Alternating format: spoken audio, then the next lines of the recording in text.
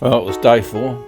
We hit the ground running, the mighty Nullarbor, a big long 1200 kilometre straight. And the first stop was Nullarbor Roadhouse, which was just over 300 kilometres from Ceduna, which we did in one go. Give ourselves a bit of a fright. We were lucky we got there on the fuel. We can normally get about 320 kilometres, no worries, out of our tanks. But we missed a fuel stop about 50 kilometres out of Ceduna, and we really should have stopped there. But anyway, we made it in one go, and we stopped at the Nullarbor Roadhouse for lunch. And it's getting pretty incredible by the time you hit that roadhouse, because you're right on the start of the Australian Bight, where the road's real close to it. So that was fantastic, and the scenery is incredible. It was something that I've been looking forward to doing, so we had to go and check it out. Well, the Nullarbor Roadhouse, $15 hamburgers. Whoa, I'll tell you what, we couldn't eat for the rest of the day. They just nailed us, mate. Feel like sitting back on the couch and undoing the top button after that one.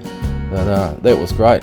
Once we took a couple of photos, and then we hit the road, and about half an hour down the road, we started seeing the Great Australian Bight on our left-hand side, and well, we stopped there to have a look at it. Well, it was just incredible. It was just amazing.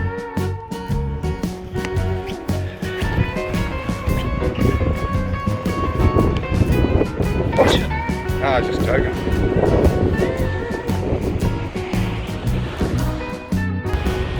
This is what it's all about. This is why we're out here. Have a look at that. The Great Australian Bight. What an incredible bit of scenery. We're not even halfway across the Nullarbor yet. I think we're about 130 k's short of the WA border. Wow. Look at that. Hour and a half later, we were at Border Village, which is right on the South Australian, Western Australian border. We camped there for the night in our tents, so $14 tent site, so that was pretty good. We managed to meet all the staff, and we're lucky enough that Tony, the owner of actually both roadhouses, was there for the evening, so we had a good chat to him and got to meet him. We were lucky enough to get a photo with him, and they featured it on their the Border Village Facebook page, so we're pretty happy with ourselves about that.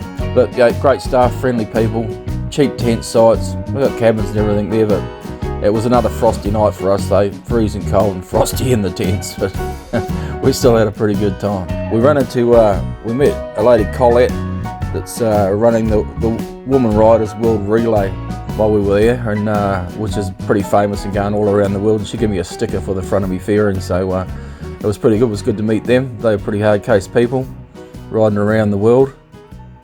And then, well, we managed to write a song, just for a laugh. Look at Australia, we're on our way. We won't be home for many a day.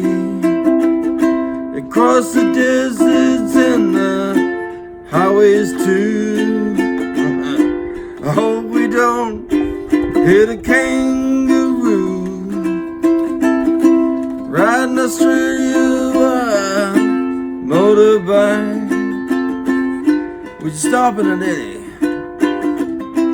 place we like.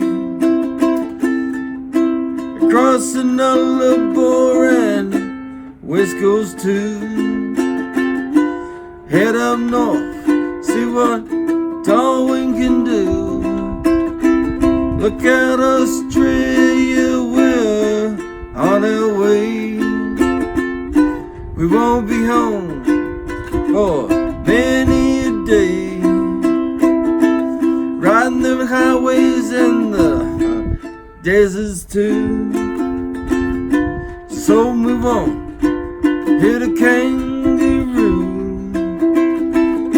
We've got 6 weeks to get it done. Left the wives at home so we could have some fun.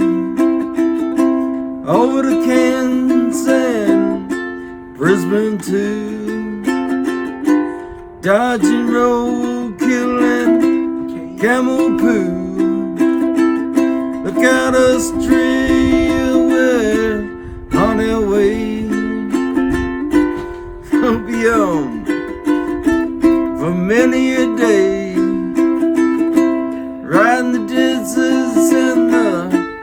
highways too. Oh, we don't hit a kangaroo. Riding the outback can be hard on a man. You spend your nights with a cigar and drink in your hand. Look at Australia, we're on our way, and we're not gonna be home for many a day. Riding the deserts and the highways too. I hope we don't hit a kangaroo. I hope we don't hit a kangaroo. In the morning we did the border crossing. Western Australia is the only place in Australia that's actually got a solid border where you have to stop and be checked out. It's the same at the top of the country and the bottom of the country. If you want to get into Western Australia, you've got to go through the checkpoint. When we left home from Geelong and Victoria, we were paying about $1.65 a litre for fuel, and we noticed at the Nullarbor Roadhouse it was $2.03. It was a big jump up from what we were used to paying. It's something we hadn't really allowed for. And then we got to the border crossing roadhouse, and we thought, oh, it's great, it's only $1.98 here. Well, the next morning we should have fueled up the day we got there, because the next morning it was $2.13, and we were to notice that all the way around that just the further away, fuel can get really, really expensive, and it's something you really need to budget for. The next stop was at Cocklebiddy, still a roadhouse in the middle of nowhere. We stopped in there to check out a couple of huge wedge-tailed eagles. They're a bit of a story behind them, how one had been wounded and then they'd nursed it back to health, and then they got it a mate, and they'd been there for years, and they're a bit of a talking point in the local area. We stopped there and thought, oh look, it was about 2 o'clock in the afternoon, and we knew we'd been warned by everybody about the winds and the animals, just the wildlife on the roads, so we didn't want to be on the road too early or too late. But we'd had a really good run. We'd had no wind, as you can see, hardly any traffic, and so we had a real good run. No, we hadn't seen hardly any wildlife. It was a bit disappointing really, because we were expecting to see camels and all sorts, but for some reason we just we didn't see. We had a good run anyway, no danger. But we sat there for a little while and worked out our next day. We thought, oh, we got a couple of hours of riding we could still do, so we carried on to Kaguna, which is the next roadhouse along. Something you always got to watch out for. I'll tell you what, these the big machinery. They take up. There's a lot of big machinery going up and down these country roads, and they'll push you right off the road. I don't know how the grey nomads go with their caravans and stuff, because we didn't have much room getting past them on a motorbike. They have emergency plane landing strips, like little runways that they carve out on the roads, because they're so remote. It's the only way to get people in and out if there's an accident and stuff like that. So that was pretty hard case, riding down the old runway. When we got to the next stop, we because we'd had a really frosty cold night at the border village in our tents, we decided we'd get a cabin for the night. The next morning we were off, and it was our last day. We wanted to get across to Norseman, get out of the middle of nowhere, and hopefully see the sea again, and some interesting scenery. And passing the road trains is always a bit of fun. They're over 50 metres long. You really got to time them right.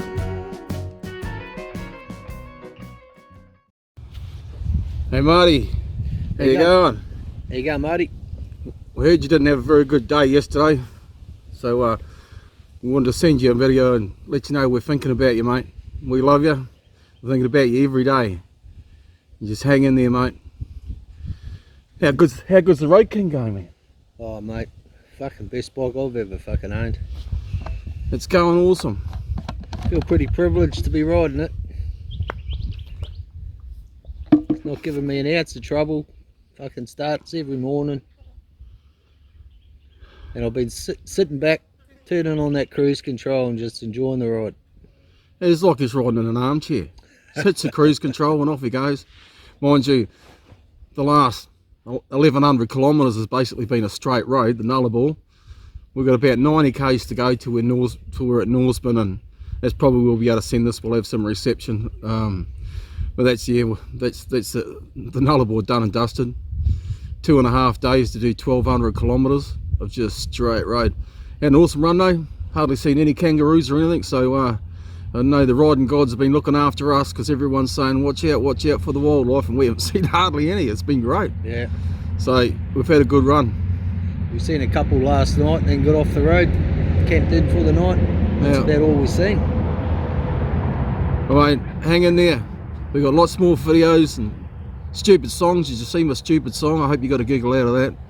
We've got a lot more of that to do all the way around Australia to send to you. And we're thinking about you every day, man. We love you. We got to Norseman, and we're happy to see that fuel had dropped back down under $2 again, and was starting to get cheaper and cheaper as we got closer to bigger cities. And the weather had just been fantastic all day. We had a great ride.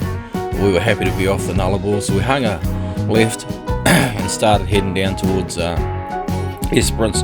We had a choice. We could have gone right and up through Kalgoorlie and checked out the big mine and all that, but we really wanted to check the coast out, so we didn't go that way. We decided to follow the coast all the way around, down around the bottom.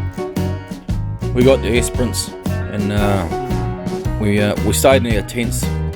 We camped at the camping ground. It was a pretty interesting night. We ended up camped up next to a van load of English backpackers, so they were pretty funny, drinking wine and cracking up. We had a few laughs that night. I was kind of starting to struggle at the time with the depression. I'd been away from home for a while. I was just riding every day was starting to wear me down, and I really wanted to, I just wanted to have a couple of days off. I knew we were going to have a couple of days off when we got to Perth, because we had a lot of friends to catch up with. We were going to spend the weekend there, but it was still a couple of days away, and I was starting to stress a little bit, get a little bit down, a little bit cranky, and I was worn down, and I needed a couple of days off. But I just had to keep pushing myself till we got to Perth, because we knew we were going to get a break there, and I really needed that break now. So it was a hard couple of days to just keep pushing myself.